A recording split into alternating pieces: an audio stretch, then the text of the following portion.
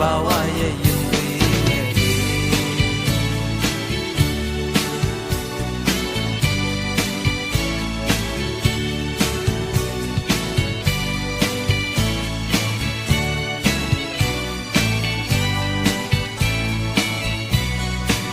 ဒီကဘာမှာစစ်မဖြစ်ရမည်